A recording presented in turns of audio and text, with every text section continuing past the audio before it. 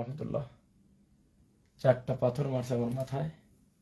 পৌরসভার রাস্তার ড্রেনের ওই যে ঢালাই রাস্তার কাজ হচ্ছে, আর বাড়ি দিয়েছে, আর এখানে কাটি দিয়েছে, এখানে 4-5 জায়গা। ডাক্তার ওষুধ দিয়েছে আলহামদুলিল্লাহ। আমি যার মাহফিল নিছি, যত প্রোগ্রাম সামনে, যত কষ্ট হোক, আমি ইনশাল্লাহ চেষ্টা করবো আপনাদের আমানত ঠিক রাখার। আমার জন্য দোয়া করবেন। পুলিশ দায়িত্বশীল আচরণ করছে। বাঘা থানার ওসি ভালো আছে আলহামদুলিল্লাহ, উনি নতুন আসছে। সঙ্গে সঙ্গে 999-এ ফোন দেওয়ার পর তারা এসে উদ্ধার করে তাদের গাড়ি নিয়ে এসে আমি আমার বন্ধু মোহাম্মদ আলী বিন মুক্তারের বাসায় আমি এখন আছি। আমার মাথার পিছনে পাথর মারছে 4টা। তারপর অস্ত্র ওদের হাতে ছিল। আমরা আল্লাহ কিভাবে বাঁচাইছে এটা আমি এখন লাইভে বলতে পারতেছি না। আলাদা করে বলবেন আপনার পরিস্থিতি কত কঠিন। আমার সফর সঙ্গী সাকিব বিন ওয়াহিদ সে আহত হয়েছে। আল্লাহ সবাইকে হেফাজত করুক। আপনারা দোয়া করবেন। আমাকে বলছে যে আপনি কি মামলা করবেন?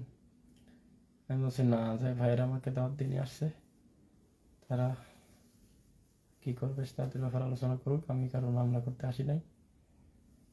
তবে হামলাকারীর ছবি, তাদের ভিডিও ফুটেজ থানায় আছে। তারা নিজের গাড়িতে করে নিয়ে এসে আমাকে সুন্দরভাবে মহাসড়কে গাড়িতে তুলে দিয়েছে। আল্লাহর কাছে আমি দোয়া চাই সবার কাছে, আল্লাহ তাআলা আমাকে হেফাজত করুক, আপনাদেরকে হেফাজত করুক। ইনশাল্লাহ দেখা হবে।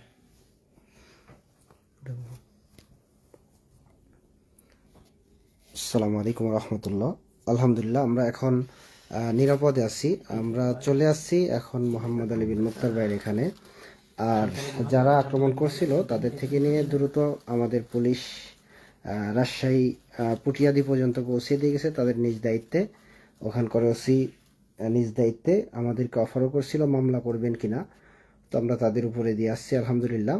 আর এখন সুস্থ আছি। আর শায়েককে মাথায় আঘাত করা হয়েছিল, তো আমরা ট্রিটমেন্ট নিয়েছি।